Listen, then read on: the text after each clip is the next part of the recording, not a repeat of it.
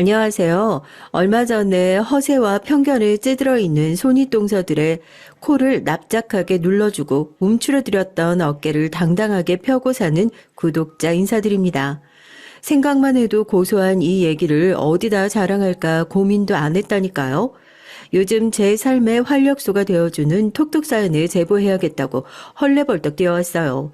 제가 한동안 일을 쭉 쉬다가 다시 출근 일이 결정되고 며칠 후면 다시 출근을 시작해야 하거든요. 이제 출근을 하고 나면 오며 가며 알림 설정 해놓은 사연을 들을 시간밖에 없고 이렇게 제 사연을 제보할 여유는 없겠다 싶어서 얼마 남지 않은 자유시간 바짝 투자해서 사연을 한번 전해볼까 합니다. 무더운 여름 속까지 끓지 않고 시원하게 뚫을 수 있는 그런 사연이 되었으면 좋겠네요. 솜씨는 없어도 성우님께서 잘 전해주세요. 어떻게 보면 톡톡 사연 제보하는 단골 얘기 중 하나인 것 같아요. 첫인상만 가지고 혹은 입고 다니는 옷, 들고 다니는 가방, 타고 다니는 차, 아파트 같은 겉모습을 가지고 또 학벌을 가지고 그 사람을 평가하고 은근히 차별하는 사람들이요. 그런데 전 이 사람들 나쁘다고 생각하지 않아요.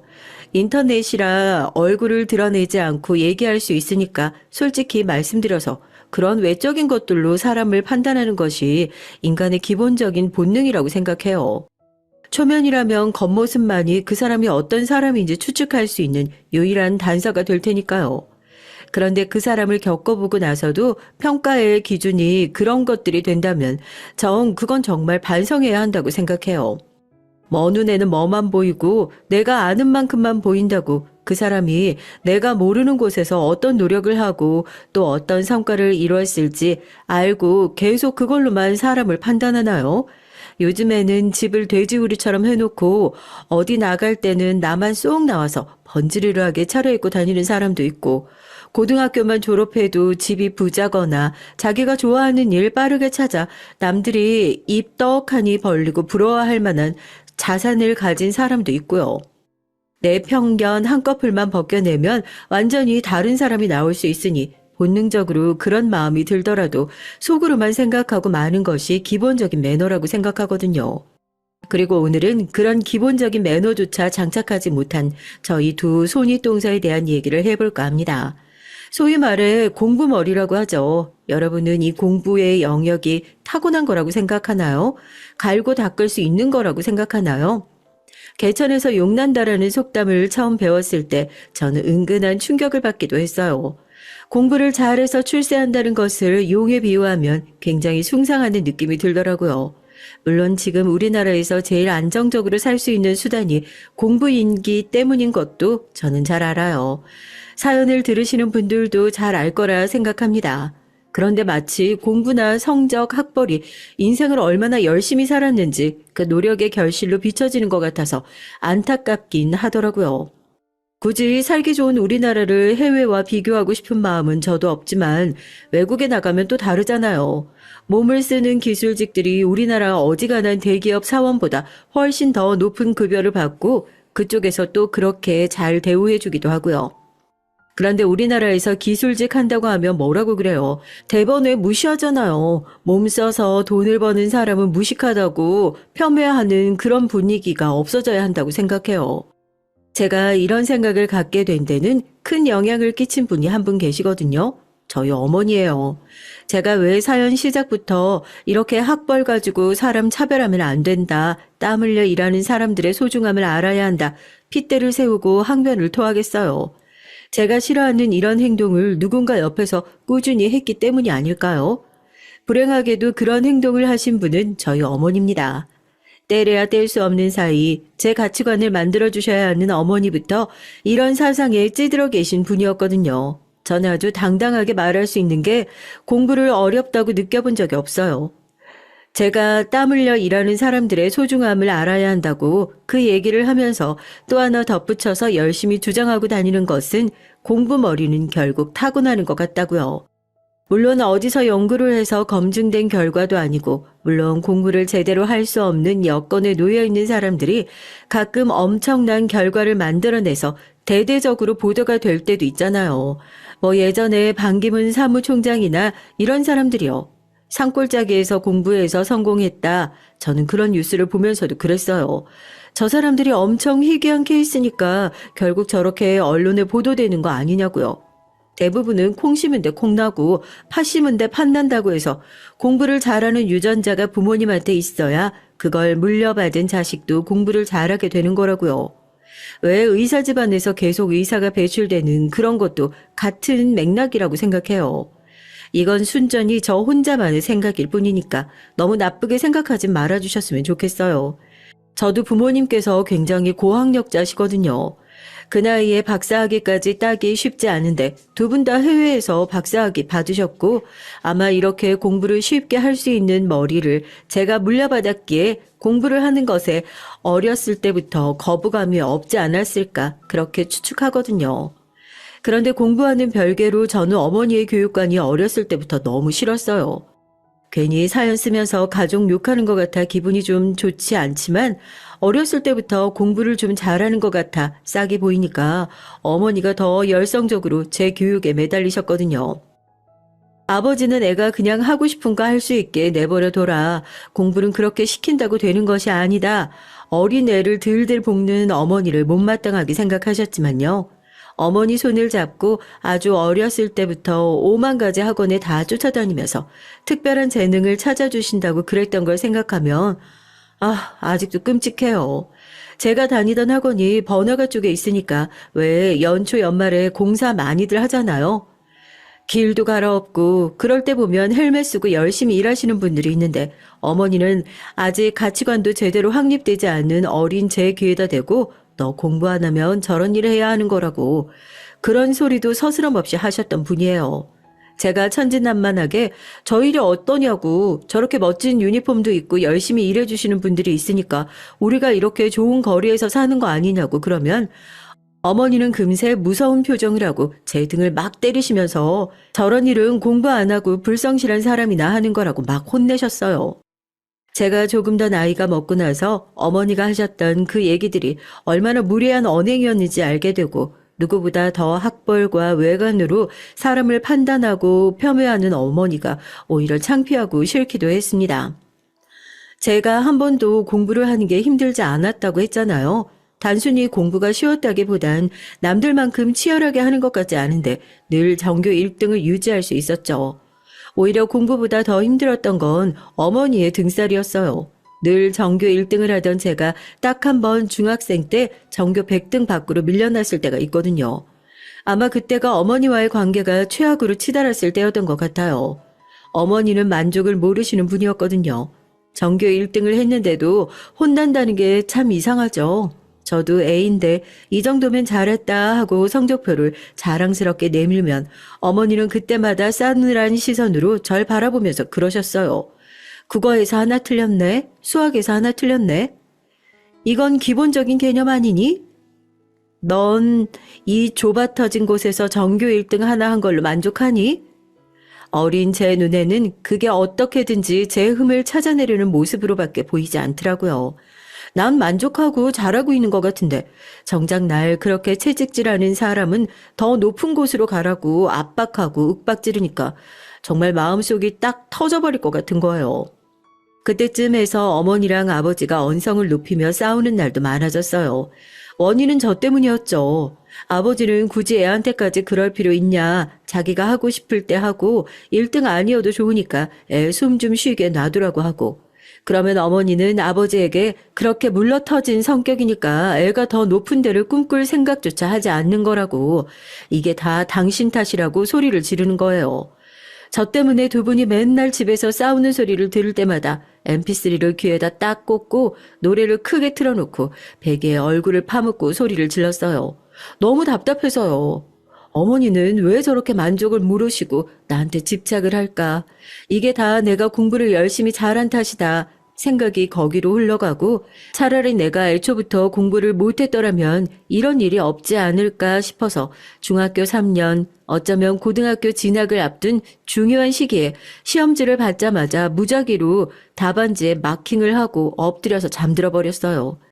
학교가 발칵 뒤집어졌죠. 항상 전교 1등을 하던 애가 갑자기 전교 100등 밖에서도 찾기 힘들어져 버리니까 교무실의 선생님들께서 혹시 채점이 잘못됐나 싶어 몇 번이나 재확인을 하는 웃지 못할 일도 벌어졌었답니다. 가장 뒤집어진 건 저희 어머니셨죠. 아마 학교에서 연락이 이미 간 모양인지 집으로 돌아가니까 얼마나 화가 나셨는지 얼굴이 새빨개지셔서는 화를 주체하지 못하는 듯 손을 부들부들 떨며 거실에 저를 앉히셨습니다. 어느 정도 예상했던 상황이라 저도 말없이 거실에 꿇어앉으니까 화를 가라앉히는 듯 머리를 몇 번이나 쓸어 넘기더니 바닥에 내려놓은 회초리를 들고 저에게 벽을 짚고 똑바로 서라고 하시더라고요. 그날은 다시 기억하기도 싫네요. 꽤나 두꺼운 회초리가 끊어질 때까지 그렇게 맞았어요. 태어나서 누군가에게 그렇게 맞아본 것도 처음이었고 종아리가 퉁퉁 붓고 빨갛게 피가 배어나올 때쯤 회초리가 끊어지고 분이 안 풀렸는지 끊어진 회초리를 집어 던지면서 네가 어떻게 나한테 그럴 수 있냐고 소리를 지르는 순간에 아버지가 집으로 돌아오셨습니다. 얼마나 처참하셨겠어요. 당신 이게 뭐하는 짓이야? 미쳤어? 당신 지금 정상 아니야. 제정신 아니라고. 지금 애 꼴 좀 봐. 아무리 마음에 안 드는 게 있어도 말로 하면 되잖아. 당신이 맨날 그렇게 물러터지니까 애가 이 모양 이 꼴인 거 아니야. 왜 내 애를 망쳐? 당신이 뭔데 내 애를 망치냐고. 내가 어떻게 만들어 놓은 걸작인데 왜 내가 만든 작품에 당신이 똥물을 끼얹는 건데? 그때 알았습니다. 저에 대한 광적인 집착, 어머니가 지금 제정신이 아니구나 하는 것을요. 그동안 얼마나 저를 당신의 소유물로 보고 있었는지 그때 알게 됐어요. 그 일이 계기가 되어 저희 부모님은 이혼을 하셨습니다. 아버지 역시 어머니와 광증에 대해 어느 정도 알고 계신 상태였고 더 이상 두 분이서 함께 사시는 것이 저한테 해가 될 수도 있겠다 그렇게 판단을 하신 모양이더라고요. 어머니는 끝까지 제 양육권은 본인이 가져가야 된다 주장하셨지만 아버지는 미리 준비를 해두신 덕에 학대의 정황으로 제가 어머니와 함께하는 일은 막아주셨습니다. 그동안 어머니의 그늘 안에서 너무 오랫동안 갇혀 지낸 탓인지 처음에는 저에게 주어진 자유가 어색하기만 했어요. 아버지는 공부하기 싫으면 하지 않아도 되고 제가 원한다면 무엇이든 해도 된다고 말씀해 주셨죠. 사실 두 분이 이혼까지 하고 난 이후에는 저도 정상적인 생활을 하는데 어려움이 있었던 것 같아요. 겨우 중학생이었고 부모님이 이혼한 이유가 순전히 나 때문인 것 같아서 괴롭기도 했고요. 집이라는 공간이 편하게 느껴지지가 않는 거예요. 언제 어디서든 어머니가 튀어나와서 제대로 공부를 하지 않냐면서 호통을 치실 것 같고 그렇게 불안해하는 모습을 보면서 아버지는 다니시던 회사에 해외 지사로 발령을 내달라 요청을 하셨고 저도 그렇게 미국 유학길로 오르게 됐습니다. 환경이 바뀌고 누구 하나 제가 어떤 모습으로 있는지 신경 쓰지 않는 그 낯선 땅에서 전 반대로 무엇과도 맞바꿀 수 없는 심리적 안정을 찾아가고 있었어요. 성적은 다시 잡혀가기 시작했고 다니던 사립학교에서도 최우수 성적상을 계속해서 받을 정도였죠. 지금 생각해봐도 아버지한테 너무 감사해요. 제가 괜찮아지는 것을 위해서 생활을 바꿔주신 거니까요. 안정된 건 제 마음뿐이 아니었습니다. 오히려 아버지 밑에서 자유로운 분위기 속에서 성적 역시 한국에 있을 때보다 훨씬 좋아졌어요. 제가 다니던 사립학교가 미국 내에서도 교육열이 굉장히 치열한 곳에 있었고 소위 말하는 아이비리그에 입학을 위해서 브로커들을 쓴다는 얘기도 돌았었죠. 그 사이에서 동양인이 브로커도 없이 당당히 하버드 대학에 합격하게 됐습니다. 물론 성적 순위로 봤을 때 하버드보다 더 좋은 학교들도 많았지만 저한테는 그 하버드 대학이라는 곳이 꽤나 상징적인 의미였거든요.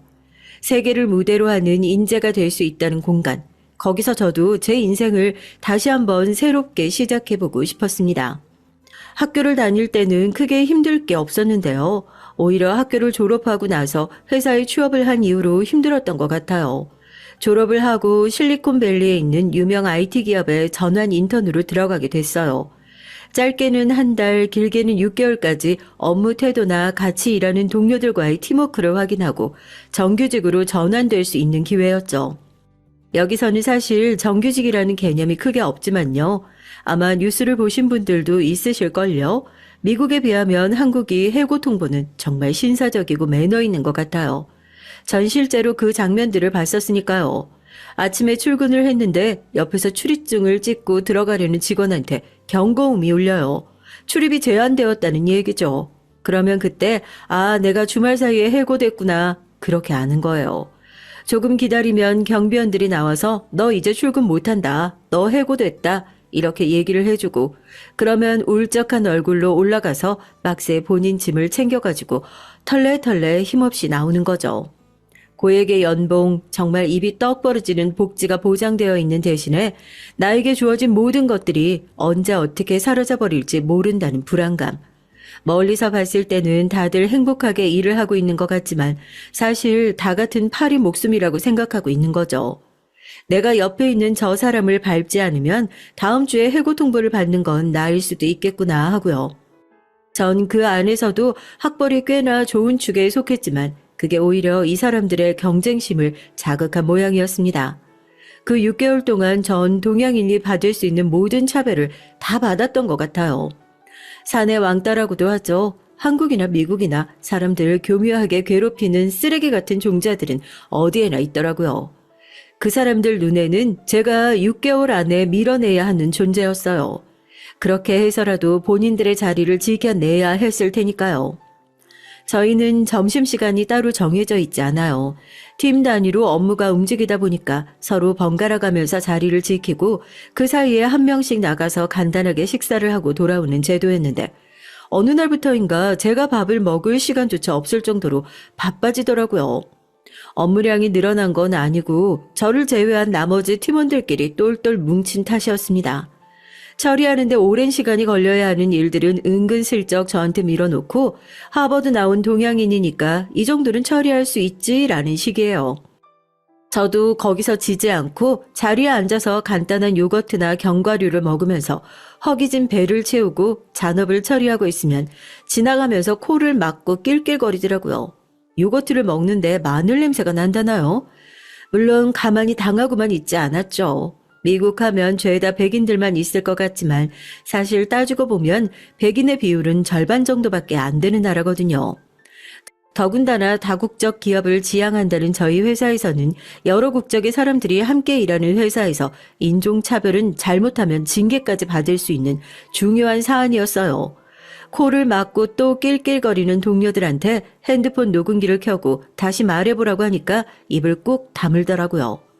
자기들도 그런 얘기를 하면 불이익이 갈 수 있다는 것을 잘 아니까 그 뒤로 그렇게 대놓고 차별을 하는 일은 없었지만 오히려 더 교묘하게 저를 괴롭혔습니다. 전 그런 말도 안 되는 회사를 다니면서 처음 들어봤어요.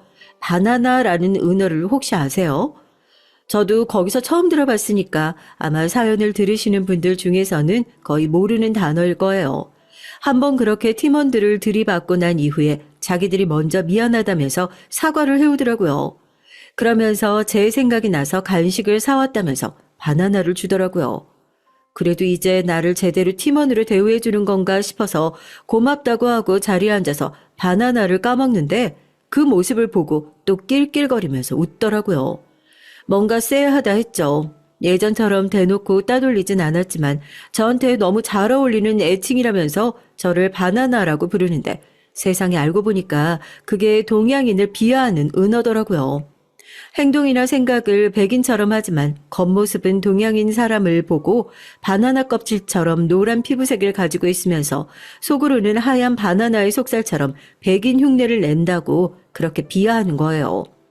우리나라 말로 하면 검은 머리 외국인? 이게 대놓고 인종차별적인 단어에 들어가는 건 아니지만 분명히 자기들 나라에서 미국인인 척 흉내를 내는 동양인이라고 비꼬는 말이죠. 전 그 단어 뜻도 모르고 팀원들이 저를 드디어 인정해주기 시작했다고 좋아했었는데 회사에서 청소를 하시는 중국인 아주머니께서 저를 불러서 그러시더라고요. 바나나 뜻은 아냐고요. 걔네 너 지금 비꼬고 놀리는 거라고요. 그 얘기를 듣는데 머리가 띵 하더라고요. 난 정말 이 그룹에서 인정받지 못하는 존재구나 하고요. 중요한 회의 일정을 저한테만 공유해주지 않는다거나 팀 업무에서 은근슬쩍 저를 배제하는 식으로 괴롭힘은 날이 갈수록 더 심해졌습니다. 잘못을 한 사람이 분명하니까 들이받고 나오면 되지 않냐 하시는 분들도 있겠지만 이거 안 당해본 사람은 몰라요. 아침에 일어나서 출근을 해야 된다는 생각에 차라리 차이라도 치어서 좀 쉬었으면 좋겠다는 생각까지 들더라니까요. 내가 아무리 열심히 일을 하고 업무적으로 인정받으려고 해도 이미 그룹에서 떨어져 나온 사람에게는 그것조차 쉽지 않은 일이더라고요. 더군다나 회사에서는 주기적으로 팀원들이 서로를 평가하고 그 결과가 정규직 전환에 반영되는 제도를 운영하고 있었는데 이미 그런 식으로 따돌림 받은 제가 아무리 업무에 지대한 공을 세웠어도 그걸 제대로 인정받을 수 있었겠어요. 항상 평가에서는 최하위 점수를 맞고 상사에게 불려가 이런 성적으로는 정규직으로 전환되기 어려울 것 같다는 얘기를 듣는데 거기다 대고 제가 이렇게 괴롭힘을 당하고 있다는 그런 얘기를 한마디도 못했어요. 그때는 더 이상 미움받고 싶지 않다는 생각으로 머릿속이 가득 차 있었던 것 같아요. 결국 저는 그 6개월을 다 채우지 못하고 자진해서 사직서를 제출하게 됐습니다. 얼마 되지도 않는 짐을 싸들고 엘리베이터 앞에 섰는데 누구 하나 배웅 나와주는 사람 없는 현실이 참 비참하고 고되더라고요. 제가 회사를 관두게 되었다는 소식을 들은 아버지께서는 별 말씀을 하지 않았어요. 방에 틀어박혀서 아무 말도 하지 않는 저를 보면서 옛날 생각이 나셨던 것 같아요. 회사는 다니지 않아도 좋으니까 밖에 나가서 사람들을 만나고 커뮤니케이션, 소통하는 능력을 좀 키웠으면 좋겠다고 넌지시 말씀을 하시더라고요. 그렇게 아버지의 추천을 받아서 나가게 된 한인 모임에서 만났던 게 남편이었습니다. 오랜만에 한국인들을 만나서 대화하고 이 낯선 도시에서 처음으로 이해받는 느낌이 드니까 아버지 말대로 나와서 사람들이랑 어울려 보길 잘한 것 같더라고요. 한인 사회가 안정감을 주고 좋긴 하지만 워낙 좁아서 그런지 무슨 얘기가 나오면 굉장히 빨리 돌더라고요. 좋은 얘기든 나쁜 얘기든요. 사람들이 그렇게 무리를 지어서 나에 대한 얘기를 함부로 하는 것에 완전히 질려버린 상태여서 괜히 저에 대한 얘기를 많이 하고 싶지 않다 싶었어요. 좋은 학벌과 직장을 가졌었는데 그때는 그게 저한테 꼭 모종의 컴플렉스처럼 느껴졌었거든요. 괜히 얘기를 했다가 회사에 있던 사람들처럼 트집을 잡아서 안 좋은 소문이 들을까 걱정이 되기도 하고 그럴 바엔 그냥 입을 다물자 생각했죠. 처음엔 그 모임 안에서도 잘 적응하지 못했는데 그때 도움을 많이 주었던 게 남편이에요. 모든 지식이 빠삭하고 워낙 적응력이 좋아서 태어났을 때부터 미국에서 살았던 교포 출신인가 했는데 박사학위 취득을 위해서 잠시 미국에 들어온 거라고 하더라고요. 제가 공부했던 분야이기도 하고 유난히 남편하고는 어떤 대화를 해도 막힘없이 술술 된다고 해야 하나요? 집신도 다 짝이 있다더니 그 말이 맞나 봐요. 그렇게 사람 상대하는데 어려움도 느끼지 않고 마냥 사교성이 좋은 사람이라고 생각했는데 가족 얘기만 나오면 눈에 띄게 어두워지고 얘기를 피하려는 게 보여서 저 사람도 가족에 대한 안 좋은 기억이 있나 보다 생각했었어요. 저도 상처가 있는 마당에 굳이 궁금하다고 남의 상처 후벼파고 싶지도 않지만 그 사람이 좋아지게 되면 자연스럽게 관심이 가는 것도 당연하잖아요. 대체 무슨 사연이 있어서 매번 저러는지 좀 궁금해지기 시작하더라고요. 그때는 서로 사귀자는 얘기도 안 했지만 자연스럽게 남편의 일정이 끝나고 나면 데이트를 하는 관계였는데 보기로 했던 연극이 갑자기 취소가 되는 날이 있었어요. 시간이 붕 떠서 뭘 하면 좋을까 차에서 얘기를 하고 있다가 제가 먼저 말을 꺼냈죠. 혹시 가족이랑 뭐 문제 있냐고요. 망설이는 남편에게 저도 제가 미국에 오게 된 사연을 솔직하게 얘기했어요. 얘기를 들으면서 깜짝 놀라더라고요. 저한테도 그런 아픔이 있었을 줄 몰랐다고요. 그러면서 자연스럽게 서로 살아왔던 얘기를 털어놓게 됐습니다. 남편도 저만큼이나 힘든 사연을 갖고 있더라고요. 위로 형이 2분 계세요. 전 어렸을 때부터 형들한테 치여가면서 자라서 가족에 대한 애정이 별로 없어요. 보시면 알겠지만 큰 욕심이 없거든요. 그런데 저희 형들은 뭔가 저를 밟아야 하는 경쟁 상대로 보는 모양이에요. 제가 뭔가 잘하는 게 있어서 부모님이 칭찬을 해주시면 형들이 다음 날부터 저보고 그거 절대 하지 말라고, 그거 하면 죽도록 패버리겠다고 얘기를 하고 본인들이 대신 하는 거예요. 공부든 체육이든 뭐가 됐든요. 부모님한테 그래도 막내보다 형들이 낫네라는 소리를 듣는 게 평생의 훈장인 사람들이죠. 형들은 지금 한국에서 같이 사업을 하고 있고 부모님은 저도 그 일을 같이 하길 바라셨는데 그런 형들이 저를 껴주겠어요. 전 형제들 사이에서 늘 왕따였는데 아예 한국에서 치워버리고 싶었는지 저한테 미국 가서 박사학위 취득하라고 한 것도 형들이에요. 말은 네가 그 정도 학벌은 갖춰야지 같이 일을 할 수 있다고 그러지만 제가 왜 모르겠어요. 그냥 거슬리는 존재 눈앞에서 치워버리자 하는 마음으로 그랬던걸요. 울며 겨자 먹기로 온 유학이에요. 부모님도 언제부터인지 모르겠지만 저는 그냥 내놓은 자식이라 생각하시는 것 같아요. 형들보다는 못한 좀 모자라네요. 겨우 6개월 회사 안에서 왕따 당했는데도 출근길에 차에 치여 죽었으면 좋겠다는 생각을 하는 저였는데 남편은 대체 얼마나 긴 시간 동안 그 고통을 겪었을지 생각하니까 이 사람이 너무 짠하게 느껴졌습니다. 어딘가 저랑 닮아있는 모습에 더 그랬던 것 같고요. 제가 얘기를 들으면서 너무 힘들었겠다고 펑펑 울면서 남편을 안아줬어요. 그동안 나쁜 생각하지 않고 잘 버틴 게 너무 다행이라고요. 그렇게 서로 비슷한 상처를 갖고 있는 사람을 알아보고 서로의 상처를 보듬어주면서 살아보자 그렇게 결심했습니다. 미국에 있는 동안 아버지에게 데리고 가서 인사도 했고요. 아직 공부 중이라는 얘기에 조금 탐탁지 않아 하시는 눈치기도 했지만 남편이 한국에 들어가면 직장부터 시작해 본인이 세워놓은 미래 계획을 꼼꼼하게 말씀드리니까 남편이 가고 나서 괜찮은 사람 같다고 겨우 한마디 하시더라고요. 회사에서 그렇게 나와서 예전처럼 돌아갈까 걱정이 많았었는데 그래도 남편을 만나 많이 밝아진 것 같다고 좋아하셨어요. 저도 이제 미국이라는 나라가 지긋지긋하고 남편도 곧 박사학위를 마치는 상황이라서 아버지께서는 해외 지사 업무를 마무리하시고 국내로 돌아가시게 됐습니다. 그렇게 아버지와 남편 셋이서 한국으로 다시 들어오게 됐고요. 한국에 들어오고 난 이후로는 다시 취업을 하려고 이것저것 준비해봤지만 오히려 회사에서는 지나치게 높은 제 스펙을 부담스러워하면서 한 번도 겪어보지 못한 낙방의 쓴맛도 맛보아야 했습니다. 그래도 전처럼 왜 나는 안 될까 하고 낙담하지 않았던 건 힘들 때마다 옆에서 든든하게 지켜주었던 남편이 있어서가 아닌가 싶어요. 하염없이 취업 준비만 하다가는 결혼은커녕 이도저도 못할 것 같은 상황이 올까 싶어 그때 조금 빠르게 결혼 준비를 하게 됐어요. 직장도 없고 시부모님께는 학력도 밝히지 않아서 결혼을 쉽게 허락해 주시지 않을 거라고 생각했는데 생각보다 아무런 반대가 없어서 당황하기도 했고요. 남편 말로는 워낙 본인한테 관심이 없으신 분들이기도 하고 또 저희 아버지 직장이 괜찮은 것도 한몫했을 거라고 하더라고요. 실제로 인사를 갔을 때 제 얘기보다는 아버지나 아버지 직장에 관한 얘기들을 더 많이 물어보신 것으로 봐서 영 틀린 소리는 아니다 싶어요. 물론 직장 생활을 하며 모아둔 돈이 어느 정도 있었지만 남편과 결혼 준비를 하면서 돈도 많이 까먹었고 남편도 학위를 마치고 회사 생활을 하기 시작했지만 그래도 아직 비싼 아파트 값을 감당할 준비는 안 됐던 것 같아서 저희는 분가 자금이 마련되기 전까지는 시댁에서 생활을 하기로 했습니다. 시부모님의 두 아주버님 내외까지 모시고 살아야 하나 싶어서 조금 망설이기도 했지만 그래도 안정적인 미래를 위해서 이 정도는 희생할 수 있겠다 나름 자신이 있었죠.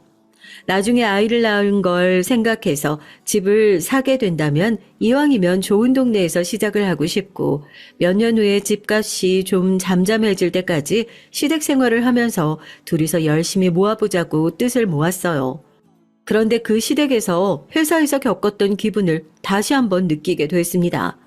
저희에게 관심도 없는 식구들이라며 괴롭힐 게 뭐가 있냐고 그러냐고요? 그러게 말입니다. 저도 저희 형님들한테 꼭 한번 물어보려고요. 대체 왜 그렇게 이제 막 시집온 저를 갈고 써야 했는지요. 톡톡 사연에 종종 올라오는 못돼 먹은 시댁 식구들을 보고 혀를 끌끌 찼었는데 결혼하고 나서 얼마 지나지 않고는 생각을 고쳐 먹었어요. 이놈의 시댁 식구들은 어디서 다 같이 교육이라도 받고 오는 건가? 어쩜 그렇게 심술들이 똑같은지요. 제 손이 동서들이 둘 다 서울대 출신이에요. 그래도 한국에서 가장 좋은 대학을 나온 거잖아요. 다른 건 몰라도 학벌은 자기가 노력해서 얻어낸 결과물이니까 얼마든지 자부심을 가져도 좋다고 생각은 해요. 그런데 사람은 다 주어진 환경이 다르잖아요. 어떤 사람은 가정을 돌보느라 머리 좋고 공부도 하고 싶어라 하는데 할 수 없는 사람들이 있기도 하고, 저처럼 공부가 어렵지 않은 사람, 공부가 특기인 사람도 있을 거고요. 그렇다고 전자가 노력을 하지 않았느냐, 그렇게 판단할 수는 없죠. 이 사람이 처했던 환경을 전 모르는 거니까요. 그래서 더더욱 사람을 함부로 판단하면 안 된다고 생각하는데, 손윗동사들의 생각은 다른가 봐요. 학벌이 좋지 않으면 저 사람은 노력을 안 하고 살아온 한심한 사람이다, 이렇게 멋대로 판단을 해버리는 거죠. 그렇게 따지면 누구보다 피나는 노력을 해서 엄청난 학벌을 가지고 있던 저였지만 그걸 굳이 티를 안 내서 그랬을까요? 손윗동서들의 타겟은 어느 순간부터 불특정 다수가 아닌 저로 딱 특정된 느낌이었습니다. 손윗동서들끼리 의리가 얼마나 끈끈한지요. 아무리 살갑게 굴고 편안하게 시댁 생활을 위해 그 무리 사이에 끼어보려고 노력해도 전 들어갈 수 없는 자기들끼리의 단단한 울타리가 있어요. 같은 대학 출신 동문이라는 자부심은 둘째치고 두 사람 모두 그렇게 좋은 학벌을 가지고 집에서 전업주부 하고 있거든요. 물론 저도 그때는 직장을 구하지 못해서 집에서 쉬고 있는 상황이었지만 제가 집에 있는 것과 본인들이 집에 있는 것은 엄연히 다른 느낌이라며 은근히 사람을 무시하더라고요. 한국에 들어오고 난 이후로 여기저기 이력서를 내봤지만 너무 높은 학력에 번번이 떨어졌다고 말씀을 드렸잖아요. 결혼을 하고 나서 남편이 벌어다 주는 돈은 있지만 집에 앉아 이 돈만 쓰고 있는 것도 남편한테 뭔가 미안한 느낌이 들고, 제가 아주 간단한 아르바이트라도 해서 달에 100만 원이라도 벌면 매달 100만 원씩 여유가 생기는 거잖아요. 어떻게든지 빨리 일을 시작해서 남편의 부담을 덜어주고 싶었는데 방법이 없을까 고민하다가 너무 고학력자의 고액 연봉을 받고 일을 했던 게 문제가 된다면 아예 그 학력과 경력을 지워버리고 지원을 해보자 했어요. 정말 웃긴 게요. 하버드 대학교 나왔다고 이력서에 써놨을 때는 연락 한 통 없던 곳이었는데 오히려 고졸 취업 전형 경력 단절 여성 전형으로 지원을 하니 보란 듯이 연락이 오는데, 학벌을 중요시하는 나라에서 대체 이 학벌이라는 게 얼마나 부질없는 명함인지 다시 한번 느꼈었다니까요. 그렇게 중소기업의 격리로 저도 출근을 시작하게 됐어요. 예전에 하던 일에 비하면 그냥 제 일만 잘 끝내놓으면 사람들한테 욕먹을 일 없는 일이어서 몸도 마음도 편하게 출근하고 제가 같이 일을 하면서 생활의 안정도 찾기 시작했고요. 가족들이 다 같이 저녁 식사를 하는 자리에서 제 취업 얘기가 나왔어요. 별거 아니다. 그냥 뭐라도 좀 보탬이 될까 싶어서 깨작깨작 일이라도 좀 해보려고 한다. 그러니까 아주버님이 대뜸 그러시는 거예요. 물론 전달받은 평소 행실로 미뤄봤을 때 그마저도 비꼬는 말이었는데 제가 눈치채지 못한 거일 수도 있고요. 그래도 우리 재수 씨가 남편 생각을 엄청 하네. 남편이 얼마나 쥐꼬리만한 월급을 벌어다 주면 그 백직장도 같이 들어보겠다고 나가서 일을 할 생각을 해. 여튼 재수 씨 일할 생각하신 거 참 멋집니다. 살림한다고 집안에 들어앉아 있는 것보다야 훨씬 낫죠. 사람이 집에 한번 있기 시작하면 몸이 무거워져서 나중에는 나가라고 등을 떠밀어도 꼼짝을 안 한다니까요. 이 사람 봐요. 그렇게 좋은 대학 나왔다고 뻔질나게 자랑하면 뭐하냐고요. 결국 살림하고 있는데. 크게 버는 것도 아닌데요, 뭐. 그리고 살림도 제대로 하려 치면 그것만큼 어려운 게 없어요. 저도 해봐서 알잖아요. 저야 뭐 그것도 제대로 못해서 결국 나가서 일하는 건데요. 농담처럼 얘기했지만 그 정도 눈치 엿바꿔 먹은 저도 바로 알아들을 수 있었죠. 집에서 살림을 하고 있는 두 손윗동서를 은근히 무시하는 말투였어요. 아주버님들이 그러세요. 남편이랑 비교하면 이렇게 가부장적인 형들 밑에 어떻게 남편처럼 가정적인 사람이 동생으로 나왔는지 믿겨지지 않을 정도였죠. 두 분이서 사업을 하시니까 아무래도 벌이가 꽤 크시잖아요. 손윗동서들도 원래 일을 하고 있었는데 그깟 푼돈 벌어봤자 얼마나 버냐면서 그렇게밖에 나가서 푼돈을 벌어올 시간에 집에서 살림이나 제대로 하고 애나 잘 돌보라고 처음에는 그렇게 아주버님들이 먼저 형님들을 집에 들어 앉히셨대요. 이게 여자분들은 아마 다 공감하실 거예요. 직장 커리어도 끊기지 않고 계속 쌓아야 뭐 나중에 다른 곳으로 직장을 옮긴다고 하더라도 어려움이 없지. 중간에 경력이 끊기면 다시 사회로 복귀하기가 굉장히 어렵거든요. 한때 서울대까지 나와서 잘 나가는 두 형님들은 그렇게 집에서 살림이나 하는 사람들로 전락하게 됐고, 아주버님들도 자기들이 집에서 살림을 하라고 앉혀놓을 땐 언제고 은근히 내가 벌어놓은 돈만 쓰는 팔자 좋은 사람이라면서 무시하는 모습을 보이는데 제가 다 마음이 안 좋더라고요. 저는 그렇게 형님들의 사정을 참 안타깝게 생각하는데 형님들의 화살은 애꿎은 관역으로 향하게 됐습니다. 뭐 그 속내는 다 알 수 없지만 전 그렇게 생각해요. 결국 남편한테 내지 못하는 화가 애꿎은 저한테 돌아온 거라고요. 취업한다고 의기양양해 하길래 얼마나 좋은 회사 붙었나 했더니 하긴 동서 입장에서는 이런 것도 감지덕지하긴 하겠다. 그치? 이왕 시작하기로 한 거 열심히 해봐. 그래도 동서는 얼마나 좋아. 집안에 배운 사람이 둘이나 있으니까 어렵고 답답한 거 있으면 편하게 물어볼 수도 있어서 원래 멍청한 사람들끼리 머리 맞대봤자 멍청한 답밖에 안 나오는 거 알지, 동서? 아니, 동서 내가 뭐 멍청하다 이런 소리는 아니고 말이 그렇다는 거니까 괜한 오해 마라. 사람들이 다 같이 있는 식사 자리에서 남편에게 모욕을 당했다는 것이 분한지 누가 봐도 화가 끓어오른 얼굴로 저한테 그러시는데 전 진짜 가만히 있다가 뺨이라도 한 대 맞은 느낌이 들더라고요. 남편을 힐끗 쳐다보면서 입모양으로 내가 뭐 잘못했어 하니까 남편이 자기도 모르겠다며 어깨를 으쓱해요. 저를 깎아내려서 본인의 낮아진 자존감을 채울 모양인 것 같더라고요. 이거 오랜만에 식구들끼리 다 모이게 된 식사 자리에서 무슨 쓸데없는 기싸움이야. 재수씨 너무 마음에 담아주지 말아요. 형수님도 이 사람도 재수씨 축하하려고 이런 자리까지 만든 사람들이잖아요. 당신 그러지 말고 이번에 형수님이랑 미국 여행 간다고 하지 않았어? 재수씨 아직 출근하려면 시간 좀 남았죠? 그러지 말고 재수씨도 데리고 같이 다녀와. 아니에요. 재수씨 뭐 비행기 표값이 걱정이라면 그런 거면 제가 내드릴게요. 왜 당신도 수발들... 아니 원래 여행은 여럿이 가야 또 제맛이잖아요. 큰형님께서 왜 그걸 얘기하냐고 짜증을 내는 걸 보니까 아마 두 형님들은 저에게 본인들의 여행을 알릴 생각도 없었나 봐요. 뭐 하루 이틀 있는 일도 아니고요. 분위기가 굉장히 애매해진 거죠. 둘째 아주버님이 같이 가는 게 어떠냐고 얘기를 했고 거기서 어떻게 대놓고 손윗 동서들이 같이 가기 싫다고 할 수도 없잖아요. 넌 그런 여행에 굳이 끼고 싶냐 생각하시는 분들도 있겠지만 제가 왜 그런 걸로 눈치를 봐야 되나요? 더군다나 미국행 비행기 티켓까지 아주버님이 끊어주신다고 하는데 갈 수 있으면 가는 거죠. 저야 불편할 게 하나도 없는데요. 제가 알겠다고 가겠다고 형님들 잘 부탁드린다고 그러니까 표정이 누가 보면 똥이라도 씹은 줄 알겠더라고요. 제가 뭐 눈치라도 보면서 같이 안 갈 거라고 생각했던 모양이죠. 밥 먹고 자기들끼리 속닥속닥 붙어서 난리도 아니었어요. 남편도 정말 형님들이랑 같이 여행을 가도 괜찮냐고 몇 번이나 물어보고 저는 그런 남편에게 걱정하지 말라며 다독였습니다. 오랜만에 옛날 생각도 나고 좋을 것 같아서 정말 속 없는 소리지만 어쩐지 들뜨기까지 하더라니까요. 그렇게 16박 17일의 미국 여행이 시작됐습니다. 어느 정도 예상은 했지만 막상 같이 여행을 다니기 시작하니까 제가 대체 무슨 역할로 여기 왔는지 싶더라고요. 서울대를 나왔다는 형님들은 회화에는 영 약한 모양인지 곤란한 상황이 될 때마다 네가 가서 얘기하고 오라고 등을 떠밀었어요.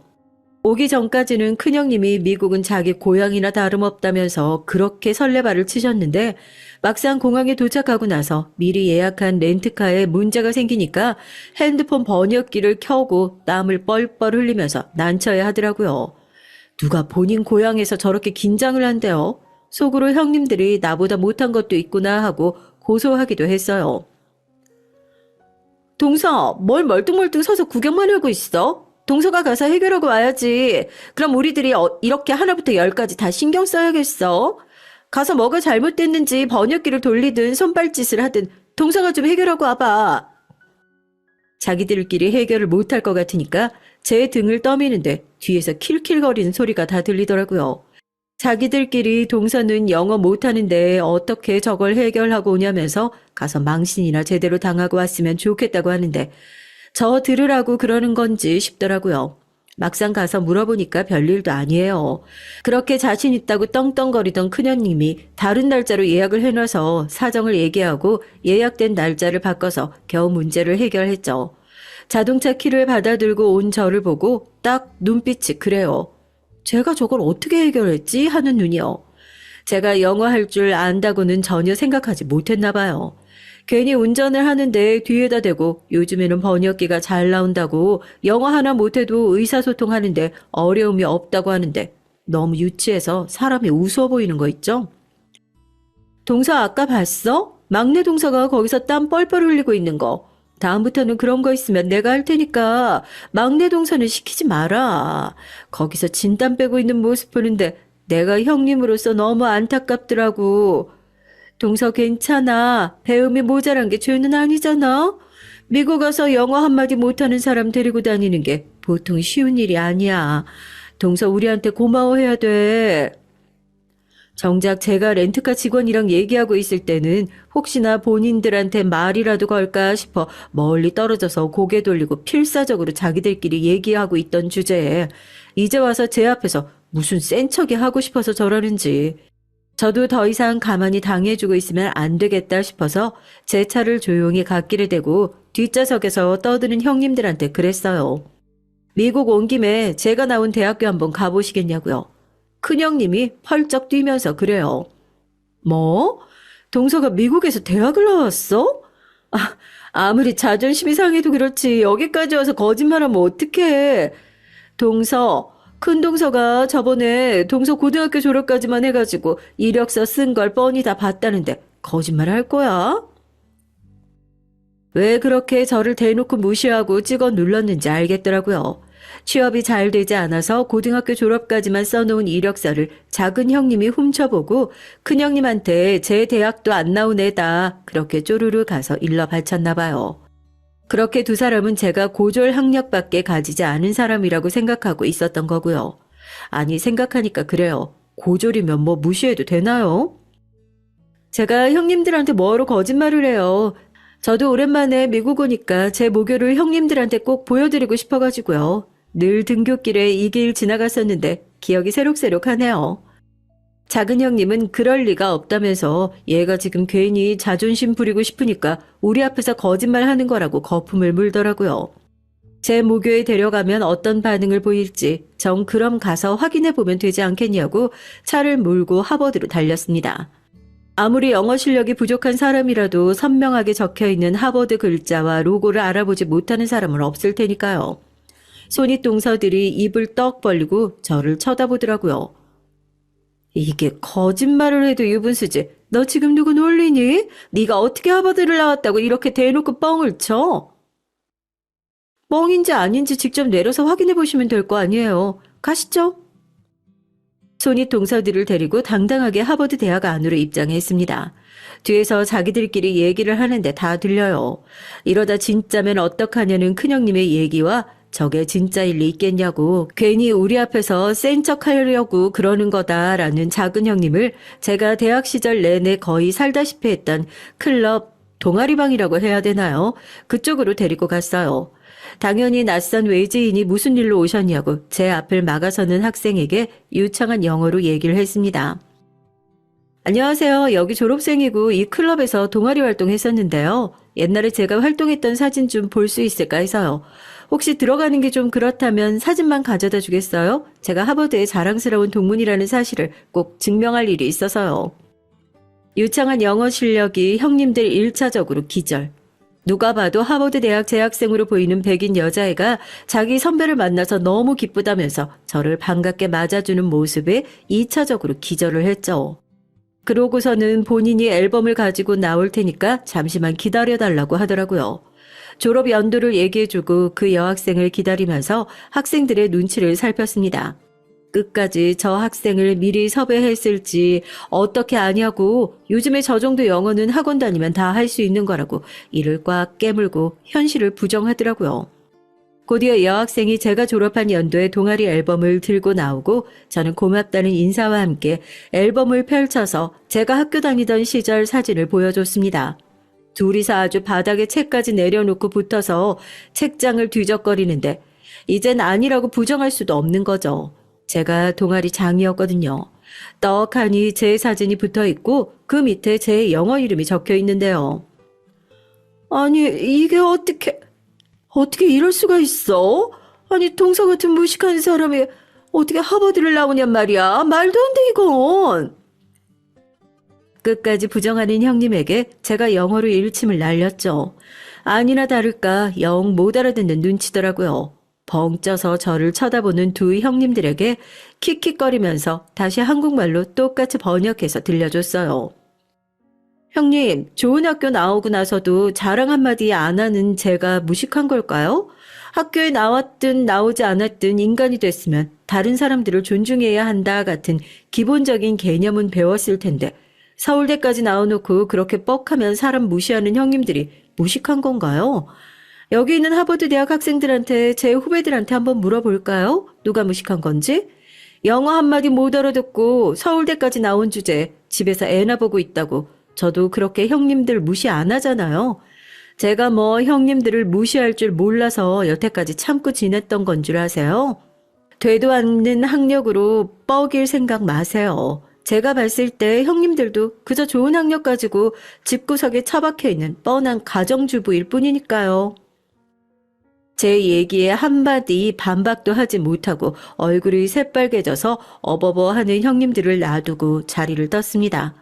국제 면허증도 없는 두 사람을 그냥 여기다 떨궈놓고 가버릴까 하다가 저도 속 시원하게 한 방 갈겼으니 이 정도 호의는 베풀어주자 하고 차 안에서 기다리고 있었죠. 곧이어 조용히 뒷좌석에 탄 두 형님이 기어들어가는 목소리로 사과를 하더라고요.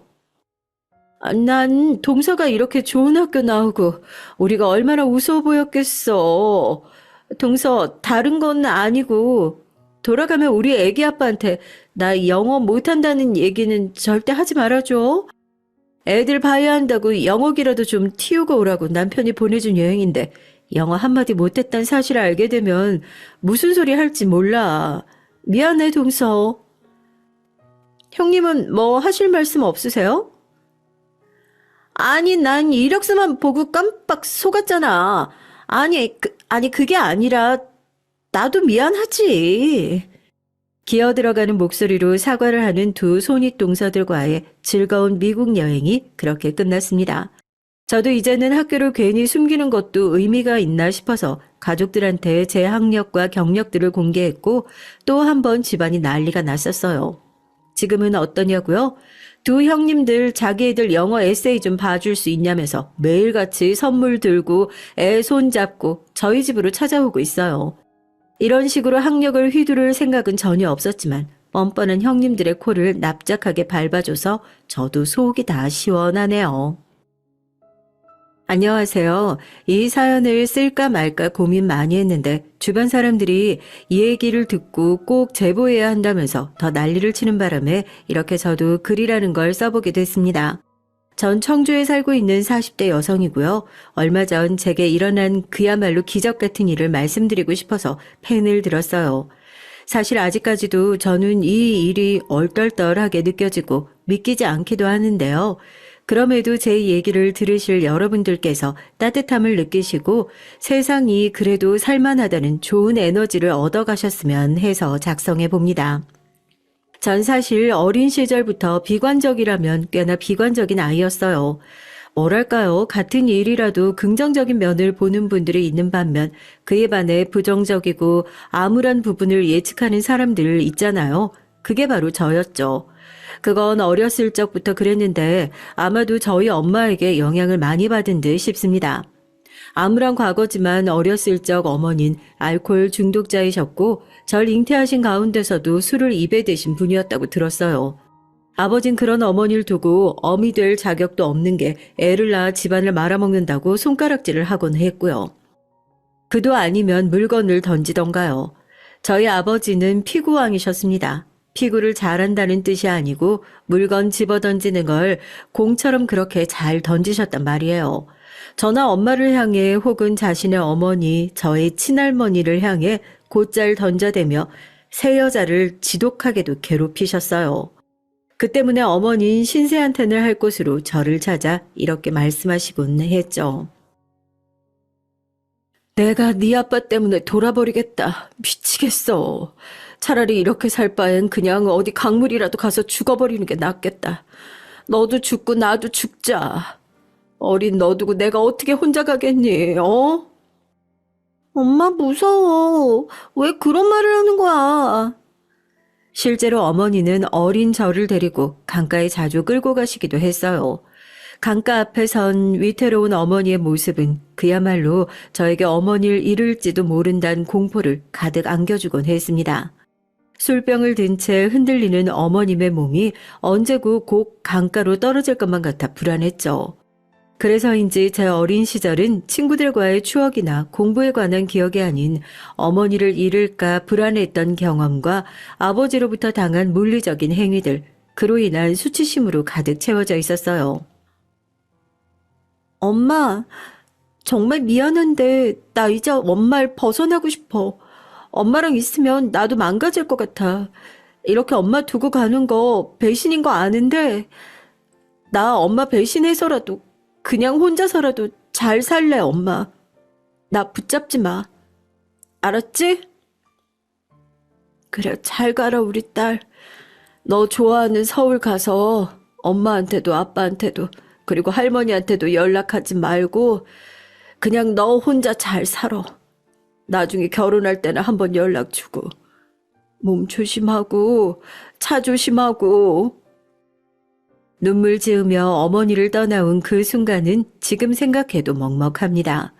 사실 어머니는 자신의 아버지, 저의 외할아버지 아래에서도 가학적인 행위들을 당해오셨어요. 꽃다운 나이엔 여자를 함부로 대하는 아버지까지 만나 인생의 기쁨이라곤 단 하나도 누리지 못했고요.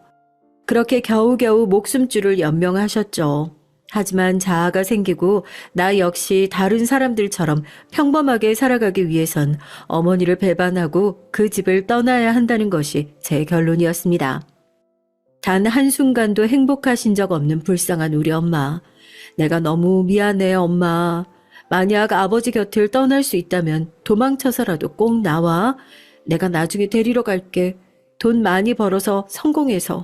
사랑해, 엄마. 이게 제가 마지막 엄마에게 남긴 쪽지였습니다. 그리고 이윽고 1년 뒤 저는 다시 고향집으로 내려와야 했어요. 어머니의 부고 소식 때문이었죠. 결국 어머니는 스스로 생을 마감하셨다고 하더군요. 그것도 자신의 집 거실에서 말입니다. 처참한 형태로 매달려 있는 어머니를 처음 목격한 친할머니는 그대로 혼절하셨고 저 역시 장례 내내 겨우 정신줄을 붙잡아야 했어요. 엄마 미안해. 내가 너무 미안해. 다 내 잘못이야. 아니다, 우리 손녀. 그런 생각하지 마라. 내가 너희 엄마를 못 지켰어. 하지만 이런 저와 할머니와는 달리 아버지는 장례를 치르는 내내도 그다지 추모하는 분위기가 아니었어요. 어머니의 영정사진 앞에 조용히 눈물을 떨구시는 외할머니를 앞에 두고도 비웃으며 육개장이나 한 그릇 먹고 가라는 말을 던지더라고요. 그 순간 눈이 돈 것 같아요. 전 아버지 멱살을 잡았고 어머니를 추모해야 할, 조용히 보내드려야 할 장례식장은 완전히 뒤집히고 말았습니다. 그리고 그때 결심했어요. 난 아버지 절대 용서 못해요. 절대, 절대! 평생 용서 못한다고요. 알아들었어요? 아버지 그 눈만 봐도 끔찍해요. 내가 당신한테 복수하러 올 거야. 반드시 복수하러 올 거라고. 그러니까 기대하세요. 이 망할년이 어디서 개지랄이야. 서울 가더니 간땡이가 벗냐?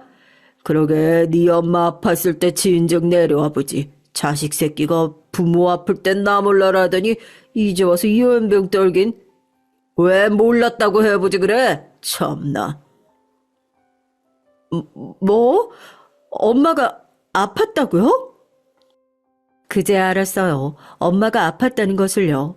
엄마는 암으로 투병 중이셨고 암에 맞서 싸워낼 의지조차 없으셨기에 그렇게 조용히 생을 마감하신 것이었습니다. 아버지 같은 남자는 세상의 적과 다름없고 결코 꿈에서라도 다시 만나지 않겠다는 결심은 변하지 않았지만 엄마가 제게 암에 걸렸다는 말을 하지 않은 것은 충격이었어요. 가여운 엄마, 불쌍한 우리 엄마. 저는 목을 놓아 엉엉 울며 그렇게 엄마를 힘겹게 보내고 말았습니다. 다시 서울 회사에 복귀해 격리 일을 지속했지만 이게 사는 건지 뭔지 정신이 늘 혼탁한 채로 있었던 것 같아요. 그리고 그때 만났던 남편이 유일한 힘이 됐죠. 사람에게 받은 상처는 사람으로 치유한다는 말 있잖아요. 전 그 말을 남편을 만나면서 알게 됐습니다. 유진 씨, 난 뭐라고 말해야 할지 모르겠어요. 어떻게 위로해줘야 할지도 모르겠고, 나랑은 너무 다른 삶을 살아온 사람이라 내 말이 어떻게 다가갈지, 과연 위로가 될지 겁도 나고 걱정도 돼요. 근데 하나만은 확실히 말할 수 있어요. 나랑 계속 만나면 유진 씨 반드시 행복해질 수 있을 거예요. 내가 그렇게 만들 거니까요. 그러니까 결혼해줘요.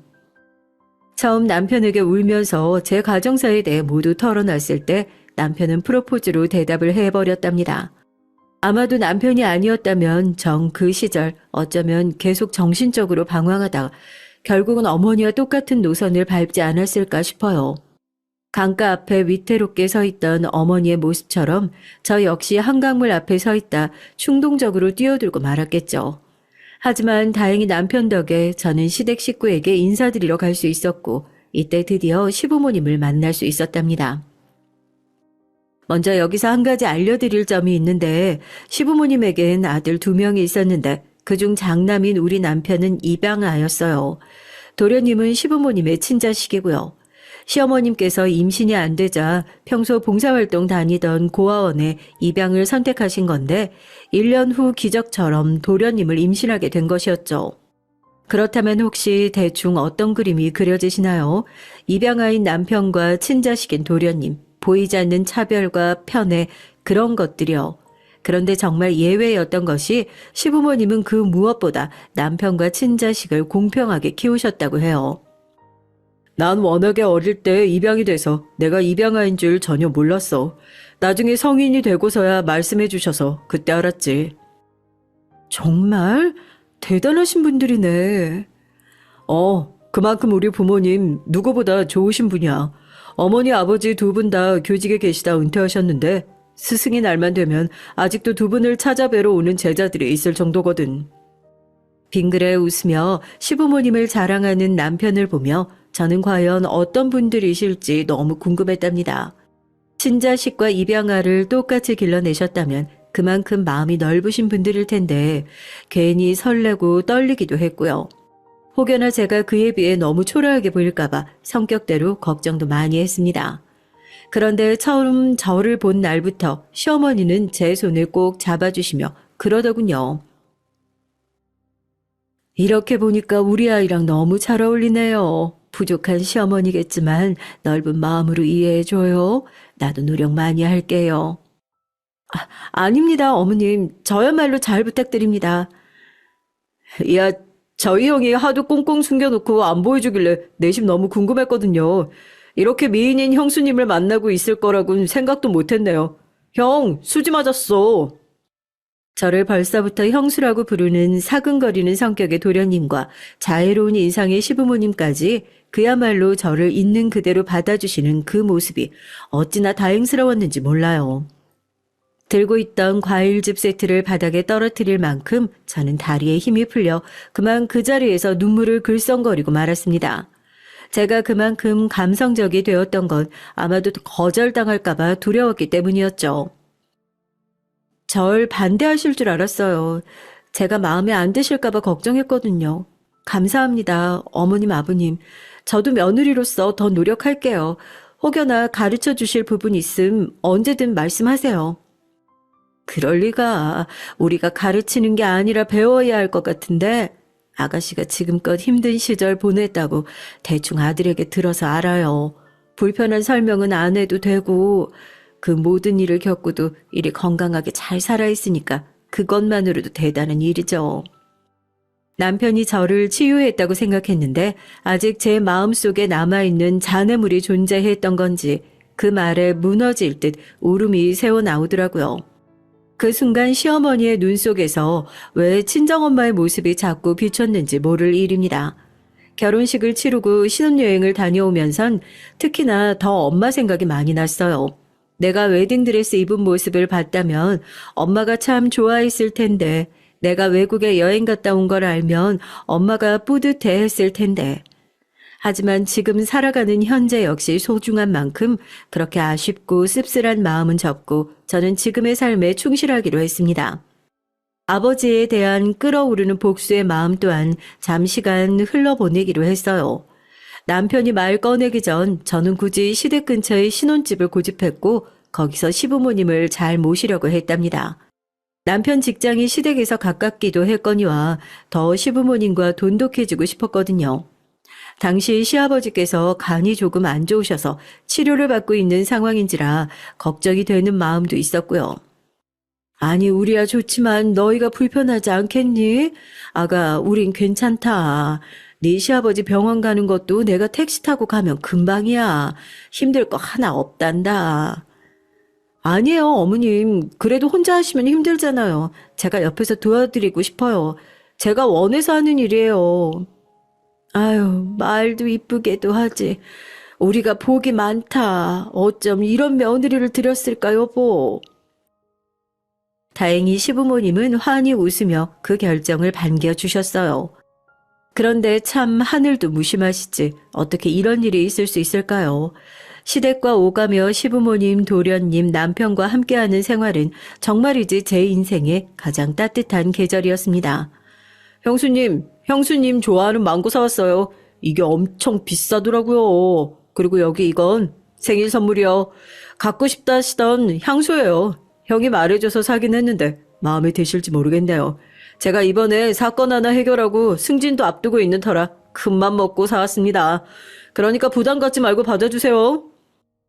아니 세상에 도련님, 뭐 이런 것까지 준비했어요. 어머, 너무 고마워라. 이거 비싸서 엄두도 못 냈던 건데. 근데 참, 월급 얼마나 되신다고. 차라리 어머니 거 사주시지. 거봐, 내가 이럴 줄 알았다니까. 엄마, 우리 형수님 너무 절약하는 습관이 있어. 그거 얼른 고쳐야 되는데 말이야.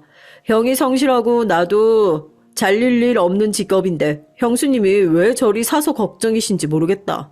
형수님, 앞으로 이 정도의 향수쯤은 생일 때마다 해드릴 테니까 얼른 뿌려보세요.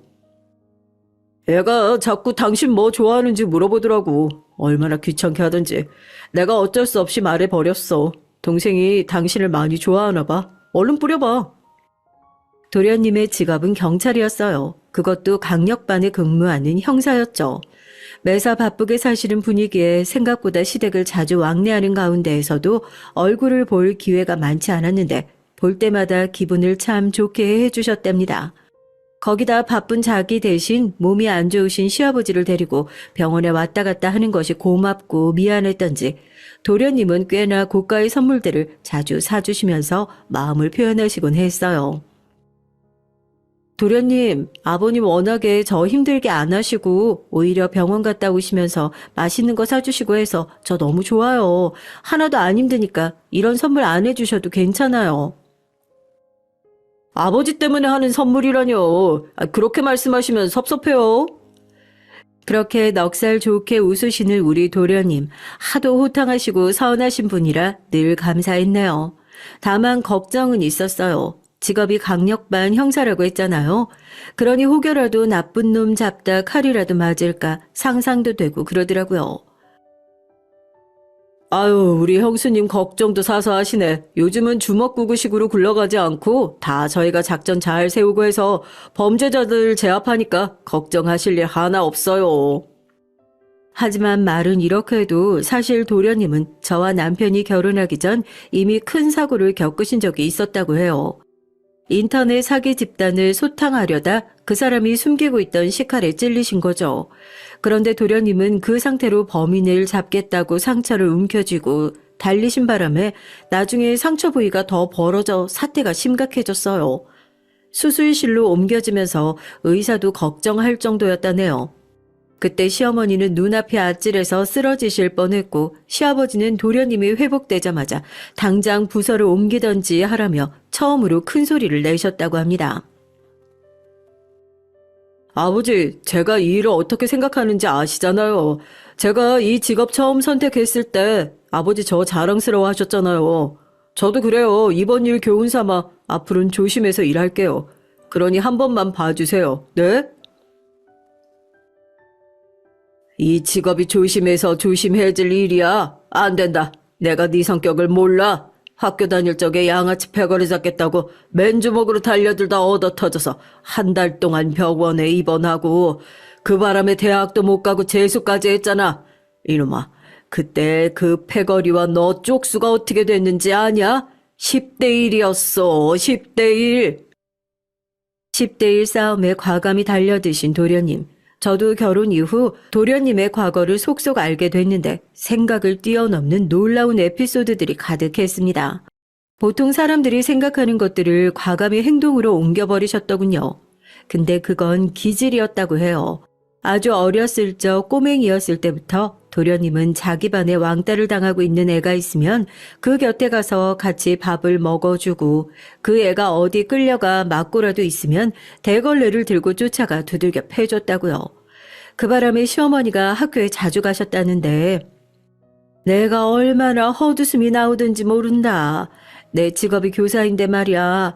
그 피해 학생 부모들은 나보고 애를 어떻게 키웠길래 저 모양이냐고 하고 내가 직업도 밝히지도 못하고 그냥 봐달라고 무릎 꿇고 빌었어. 아유. 이런 말을 하시더라고요. 비교적 공부만 하며 얌전했던 남편과 달리 도련님은 날 때부터 남다른 기질을 가지셨던 거죠. 사실 두 사람의 성격이 너무 상반되던 탓에 시부모님은 둘이 적절하게 섞였으면 좋겠다는 생각을 자주 하셨다고 합니다. 한 놈은 뭔 일이 있으면서 말도 못하고 그저 속으로만 끙끙 앓는 성격이고 한 놈은 집에 들어올 생각도 않고 그냥 학교 꼭대기에 올라서서 정의의 사도를 흉내내고 있으니 내가 옆에서 보면서 가슴이 많이 답답했다. 물론 철 들면서 둘째 놈도 사그라들긴 했지만 그래도 걱정이 되는 수밖에 없지. 지 성격에 딱 맞는 직업 들고 와 버렸으니. 도련님의 어릴 적 에피소드들을 다 듣고 나니 시어머니 심정이 더 공감되더라고요. 거의 격한 공감이었죠. 제가 부모라도 그럴 것 같았어요. 경찰을 하고 싶다 할 때도 시어머니는 은근히 다른 직업을 선택하길 바라셨다고 했지만 말릴 수 없으셨다고 하더라고요. 시아버진 도련님이 의리도 강하고 싸움도 잘하니까 혹여나 조폭이라는 나쁜 길에라도 빠질까봐 차라리 좋은 쪽에 능력을 쓰라고 허락하셨다고 하고요. 그저 호탕한 성격이신 줄로만 알았던 도련님이 일으킨 수많은 사건 사고들을 듣고 나니까 저로선 참으로 색다르게 보였습니다. 그런데 아무쪼록 도련님이 승진을 앞두고 있을 때 그만 청천벽력 같은 일이 터지고 말았어요. 시아버지께서 그만 험한 사고를 당하시고 만 거였어요. 말도 안 돼. 여보 눈 좀 떠봐요, 예? 어떻게 이런 일이... 어머님, 여기 간호사 좀 불러주세요. 시어머니는 시아버지를 보자마자 그만 무너져 버리셨고 저 역시 가족의 일원으로서 마음이 힘들 수밖에 없었죠. 전날까지도 저에게 웃어주시며 과자를 쥐어주시던 시아버지가 음주 차량에 치여 눕게 되시니 억울하기도 많이 억울했습니다. 중환자실에 누워있는 시아버지를 보는데 처음엔 실감이 나지 않더라고요. 친정 엄마를 한번 잃어봤던 저로서는 부모가 자식의 곁을 떠나는 그 고통이 무엇인지 너무도 절절히 알고 있었습니다. 마치 가슴에 커다란 구멍 하나가 뚫리는데 그 누구도 메꿀 수 없는 기분이었어요. 이렇게 시아버지를 떠나보낼까 두려운 나날들이 이어졌습니다. 어머님, 아버님 강하신 분이잖아요. 이겨내실 거예요. 조금만 기다려봐요. 그래, 그럴 거다. 분명 그럴 거야. 이 양반이 날 두고 저리 허망하게 갈 리가 없지. 한날 한시까지는 아니더라도 비슷한 시기에 떠나자고 약속까지 했는데. 시어머니 손에 들린 십자가 목걸이를 저는 대신 꼭 쥐어주며 많이 위로해 드렸어요. 허나 시아버진 어느 겨울날 그토록 좋아하시던 눈이 소복하게 쌓인 날 새벽에 조용히 숨을 거두시고 말았답니다. 몇 날 며칠을 힘겹게 버텼지만 희한하게도 눈이 정말 많이 내리는 날 떠나셨는데요. 아마도 그날을 선택하신 것은 자신이 좋은 날에 떠났으니 너무 슬퍼하지 말라는 뜻이 담겨 있기도 했던 것 같아요. 언제든 어디서든 다른 사람을 먼저 배려하고 위로하셨던 분이니까요. 다행히 걱정과는 달리 시어머니는 어떻게든 시아버지가 돌아가시고 난 후 자신을 추스리려고 지인분들도 만나시며 감정을 나누시는 것 같았어요.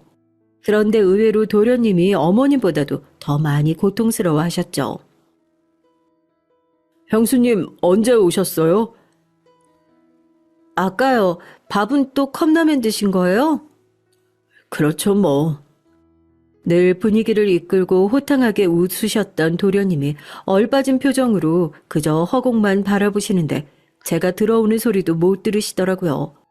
절 보며 언제 왔냐고 놀라시는데 참으로 가슴이 아팠습니다. 말로는 표현하기 힘든 만큼이요. 아마도 쉽사리 도련님의 마음을 헤아릴 수 없어 그랬는지 몰라도 그래서 시아버지에게 속삭여 보기도 했습니다. 아버님, 돌아가신 분에게 이렇게 말해도 되는지 모르겠지만 도련님이 생각보다 많이 힘들어하네요. 부디 잘 극복할 수 있게, 슬픔 잘 흘려보낼 수 있게 도와주세요. 부탁드려요. 그리고 아버님, 이런 부탁드려서 죄송해요. 그런데 참 저희 가족은 세상에 없을 특별한 가족인 것 같아요. 도련님이 정말로 이를 극복하는 계기가 생기게 됐거든요. 바로 오늘 사연의 주인공이나 다름없는 동서를 만나게 되면서 말이죠. 동서는 첫 만남부터 느꼈지만 사람이 곱고 바른 사람이라는 게 느껴졌습니다. 저를 보며 방긋방긋 웃는데 그 웃음이 선하다는 직감이 느껴졌죠. 왜 사람 인상은 한 번 보면 어느 정도 파악되는 게 있잖아요. 그리고 동서에겐 더 특별한 과거가 있었어요. 바로 동서 역시 고아원 출신이었다는 것이었어요. 남편은 이 부분에서 동서와 많은 유대감을 느낀 것 같더라고요. 원래는 엄마 쪽 친척들 집에서 전전했어요. 그런데 어느 날 이모가 저를 도저히 못 키우겠다고 하더라고요. 키울 형편이 아니라고요. 그래서 맡겨진 곳이 희망고아원이었어요. 거기서 다행히 좋은 원장님 만나서 무사히 잘 클 수 있었고요. 전 아주버님처럼 어디에 입양되진 못했지만 성인 되고 나서도 나쁜 길에 빠지지 않고 자립할 수 있었던 건 좋은 어른들 덕분이었던 것 같아요. 아시겠지만 고아원에서 막 나온 아이들에게 국가에서 지원해주는 돈 터무니없이 작습니다. 지금도 그러니 동서 때는 더 그랬겠죠. 자세히 알진 못하지만 동서가 웃으며 말하는 그 모습에서 문득 커다란 강인함이 느껴졌어요. 서방님과 닮은 느낌도 없잖아 있었기에 둘이 왜 인연이 됐는지 알 것 같기도 했죠.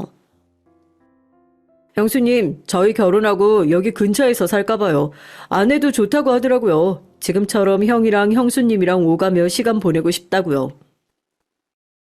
네, 이랑 얘기해봤는데 저도 그러고 싶어요. 형님이랑 장도 같이 보러 다니고 친해지고 싶어요. 제가 언니 갖는 게 소원이었거든요. 아, 그래요? 나야 좋죠. 다만 내가 말주변이 별로 없고 소극적이어서 동서 싫어하거나 그런 게 절대 아니니까 오해만 하지 마요. 게다가 저와는 달리 솔직하게 감정을 표현하는 모습도 매력적인 동서였습니다. 서방님이 그러길 동서는 자기처럼 정의감도 넘친다고 하더라고요. 서방님은 강도를 잡으러 다니는 직업을 혹여나 반대하지 않을까 싶었는데 너무 멋지고 대단하다고 추켜 세워주는 건 물론 동서 역시 만만치 않다고요. 그리고 실제로 그걸 제 눈으로 확인하게 되는 일도 생겼습니다. 동서가 식구가 되고 난 후 잠시 만나 커피를 마시고 나왔는데 20대로 보이는 커플이 폐지를 줍고 있는 할아버지에게 다짜고짜 담배를 피워대면서 욕을 하고 있는 거예요. 아니, 요즘 애들 정말 이상하다니까. 동서 어디 가? 야, 너네 지금 뭐라 했어? 당장 할아버지한테 사과 못 드려? 동서가 글쎄 나서서 자기가 대신 훈계를 하는 겁니다. 20대 아이들의 인상차기가 꽤나 험악했길래 전 속으로 조금 위축되어 있었는데 동서는 대놓고 구구절절 잘못을 짚어주더라고요. 아이, 아줌마가 뭔데 지랄이야. 뭔데 훈수 두냐고. 방해 말고 아줌마 갈 길이나 가. 사과하기 전까진 못 간다. 그리고 너 성인은 맞니? 민증 보여줘봐. 얼굴이 너무 어때 보이는 게 아무래도 영 이상하네. 아줌마 남편이 경찰이거든. 너무 잘됐다. 그런데 그 말에 동서에게 담배 연기를 뿜어대던 아이들이 점점 표정이 식더니 앞불싸 하는 표정이 되더군요. 알고 보니 성인도 아닌 애들이었던 건가 봐요. 결국 둘 다 질세라 도망을 가기 시작하는데 그걸 보며 동서가 뿌듯하게 웃더군요. 이럴 줄 알았어요. 저런 애들은 아주 그냥 혼이 나야 돼. 동서 멋지다. 나 무슨 영화 보는 줄 알았어. 동서랑 서방님 인연이 된 이유가 있었네. 동서가 왜 서방님과 죽이 잘 맞는 커플인지 알 수 있는 시간이었죠. 나중에 들은 두 사람의 러브스토리도 너무 사랑스럽기 그지없었습니다. 아버지에게 온갖 물리적인 행위를 당하며 정상적인 가정에서 자라지 못한 차오. 고아원 출신인 동서와 남편, 어쩌면 불우하다면 불우한 어린 시절을 보낸 사람들이었지만 이렇게 모이니 저희는 그 어느 곳에서보다 안정감을 느꼈어요. 그리고 이런 저희를 사랑으로 품어주시는 시어머니까지 있으니 더 바랄 게 없었죠. 다만 행복하던 저희 가정에 그림자가 드리워진 건 일단 시어머니 쪽이었어요. 제가 첫 아이를 출산하고 육아를 하고 있을 때쯤 일어난 일인데요. 시어머니께서 친구들 모임에 나갔다가 어떤 남자분을 만나셨나 봐요. 사실 시어머니 성격상 쉽사리 누군가를 연인으로 만나실 분도 아니고 조금 이상하긴 했어요. 근데 알고 보니 시어머니가 친구 사이로 지내자고 함에도 불구하고 그 남자분이 일방적으로 찾아오고 연락한다고 하더라고요.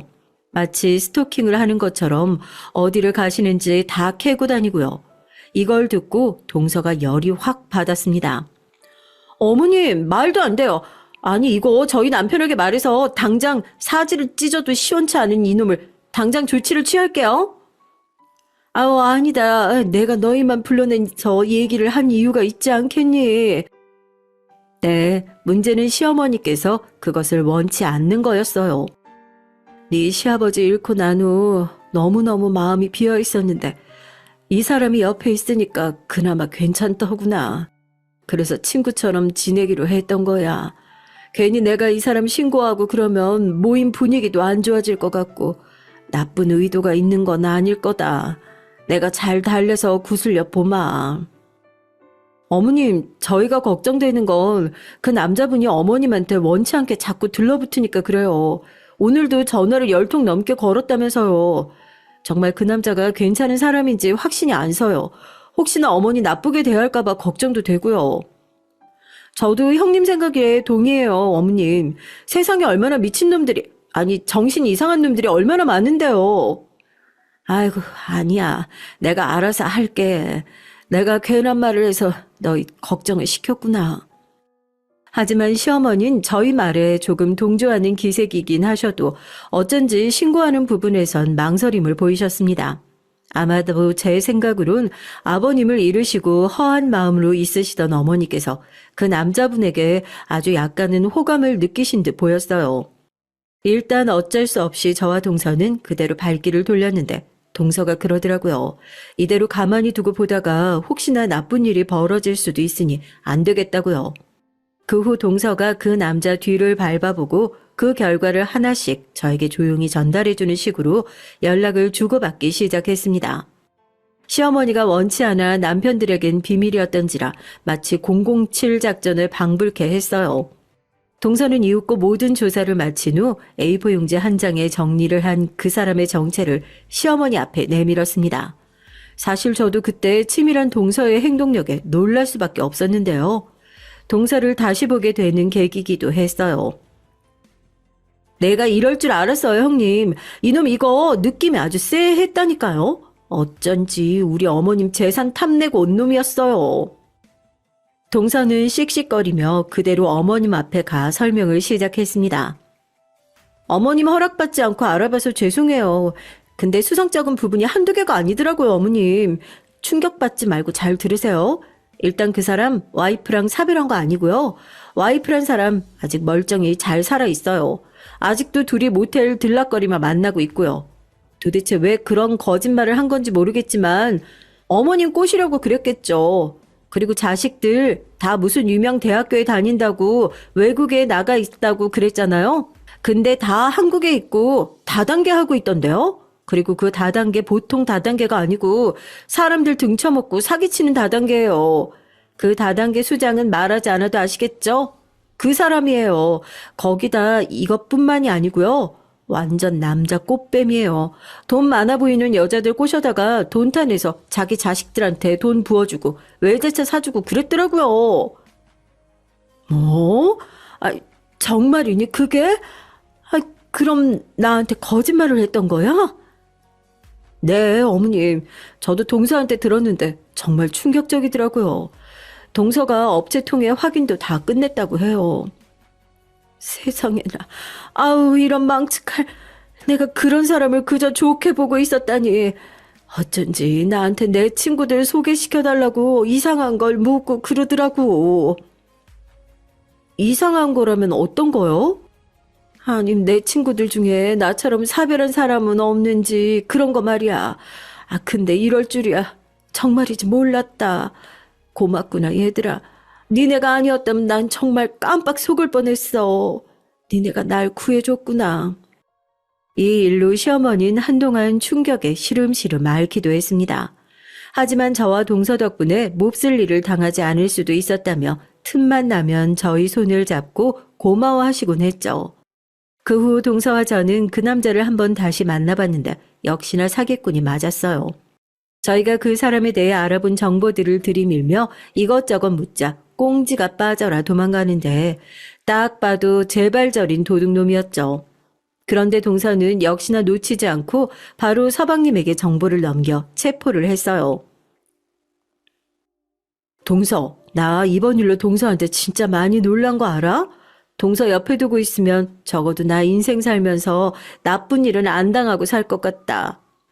형님, 제가 형님은 언제든지 지켜드릴게요. 그러니까 걱정하지 마세요. 기 세고 행동력 좋은 제가 있는데 뭐가 걱정이세요? 그렇게 말하는 동서의 등을 토닥이며 순간 어깨를 기대고 싶은 충동을 느꼈던 저는 정말이지 그날 이후로 동서와 자매처럼 더 친하게 지내게 됐습니다. 특히나 우리 아이를 잘 봐주고 이뻐라 해주기도 했기에 그 점이 너무나 고마웠죠. 물론 시어머니는 이후로도 주변에 날파리들이 꼬이곤 했답니다.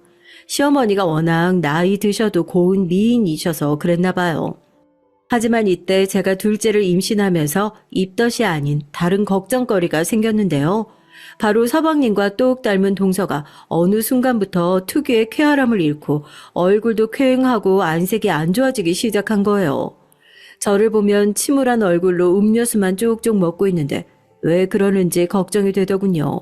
이유를 알 수가 없어서 약간 혼란스럽던 차 남편을 통해 알게 됐습니다. 아이 때문에 재수 씨가 스트레스를 받고 있나 봐. 사실 동생도 노력을 많이 하는데 왜 그런지 도통 모르겠다네. 아유, 나도 뭐라고 해야 할지 모르겠더라고. 동생한텐 이젠 우리 애들 얘기하기도 조심스러워. 하도 힘났네 하는 것 같으니까. 네, 동선의 부부는 진작 아이를 갖고 싶었지만 아이가 잘 들어서지 않아 사실 이제는 딩크족을 생각할 정도로 힘들어하던 와중이었어요. 병원에선 아무런 이상이 없다고 했지만 아이가 안 생긴다고 하더라고요. 혹시나 스트레스를 받아 그런 걸 수도 있을 테니 전 마음을 놓으라는 조언을 하곤 했지만 이제는 그 누구의 위로나 조언을 받아도 마음이 안 좋을 때였나 봅니다. 특히나 제가 또 임신을 했으니 그랬던 거죠. 저는 동서를 찾아갔습니다. 동서, 괜히 내가 미안하네. 동서가 이렇게 힘들어할 줄 모르고 잔뜩 내 임신 얘기만 했으니 아유, 어쩜 좋아. 아니에요, 형님. 미안할 일이 뭐가 있어요. 저도 모르겠어요, 이젠. 어쨌든 형님 때문에 그런 거 아니니까 마음 쓰지 마세요. 동서는 아무렇지 않은 듯 굴었지만 알 수 있었죠. 동서의 큰 눈망울에 눈물이 툭 떨구어지는 걸요. 이때 서방님도 함께 있었는데 서방님 역시 한숨을 한번 푹 쉬더니 담배를 피러 베란다로 나가더라고요. 나중에 잠깐 서방님과 얘기를 해봤는데 요즘 동서는 우울한 감정이 심해져서인지 집안일도 잘 안 하려고 하고 평소 잘 나가던 친구 모임도 등지고 있다고 하더라고요. 사람이 하루 종일 저렇게 무기력하고 아무것도 안 하고 있으니까 저도 보는 내내 답답하네요. 아기는 하늘이 주는 거라는데 왜 우리한텐 안 오는 걸까요? 그냥 이젠 받아들일 때가 된 것 같기도 하고요. 노력하는데 안 되는 건 어쩔 수 없잖아요. 다 해봤어요. 좋은 약도 써보고 다 해봤는데 안 돼요. 서방님의 한숨 어린 말에 저도 모르게 함께 울컥해지더라고요. 이때 저는 처음으로 동서와의 거리를 뒀습니다. 배가 부른 제 모습을 보면 동서가 아이 생각에 더 힘들어할 것 같아서요.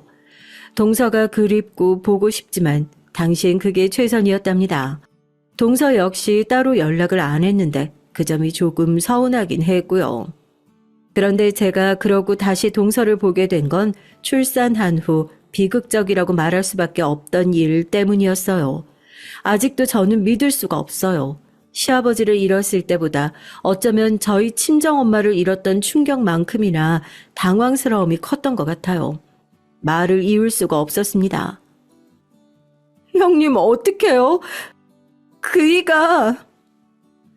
동서는 말을 제대로 잇지 못하고 울먹이며 겨우 한마디 한마디 토해냈습니다. 그리고 그날 새벽 동서에게서 걸려온 전화 한 통에 달려간 병원은 서방님이 힘겹게 숨을 쉬고 있었답니다. 남편은 그 자리에 주저앉고 이미 시어머니인 서방님을 붙잡고 오열하시고 있었어요. 의사는 저희에게 마지막 인사를 나누라고 하더군요.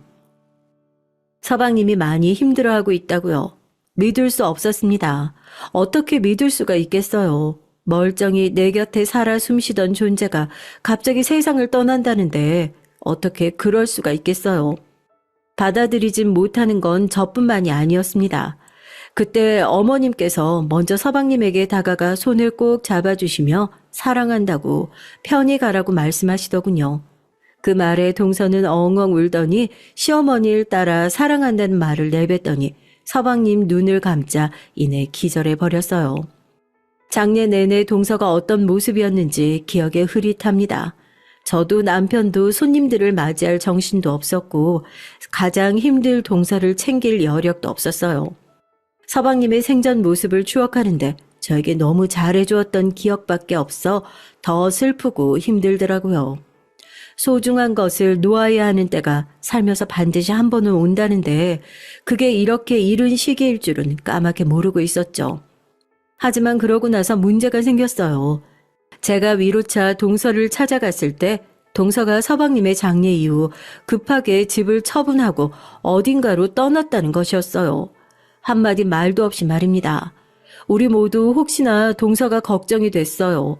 강한 사람이라는 걸 알았지만 그렇다고 작별 인사도 없이 떠난 것이 아무래도 신경이 쓰였죠. 얼마나 걱정이 됐으면 꿈에서도 동서가 나올 정도더군요.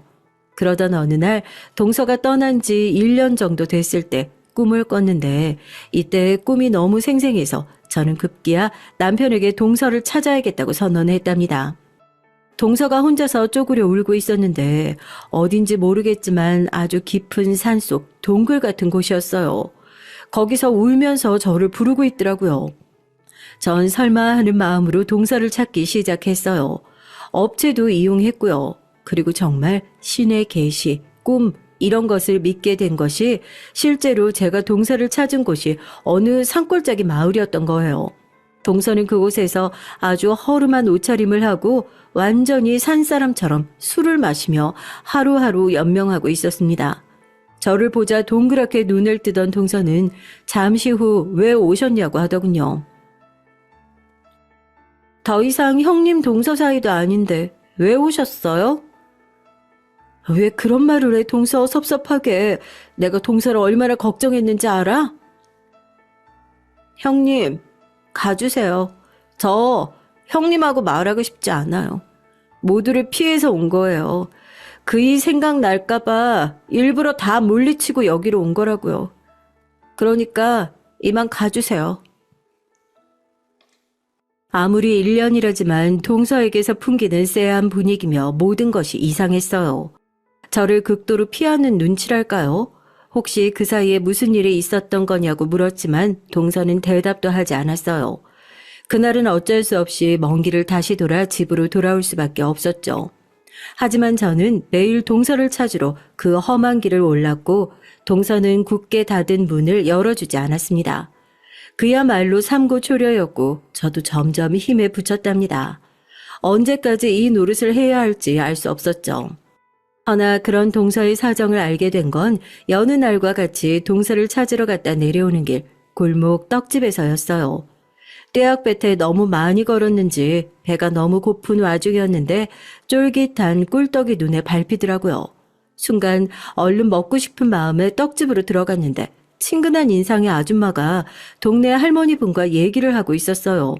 근데 그 얘기가 가만히 들어보니 동서 얘기더라고요.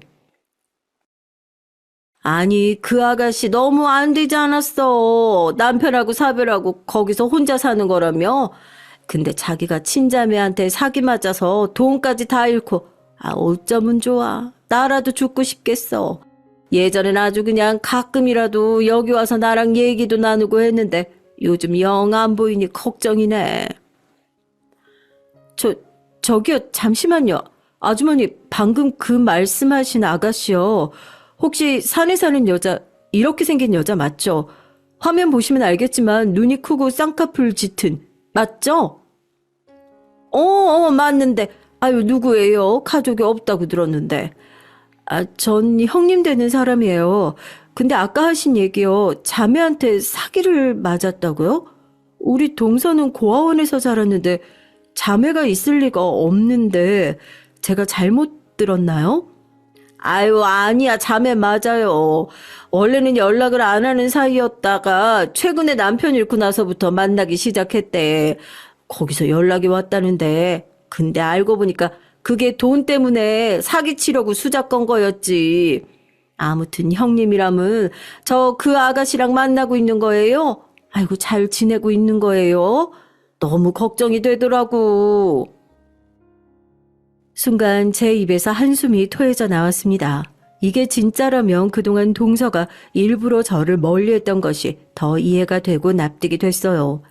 남편을 잃은 마당에 친자매에게 사기까지 맞았으니 더더욱 마음이 힘들었을 테고 경제적으로 힘든 사정을 내비추고 싶지 않아 멀리 했을 수도 있겠다는 추측이 들었습니다.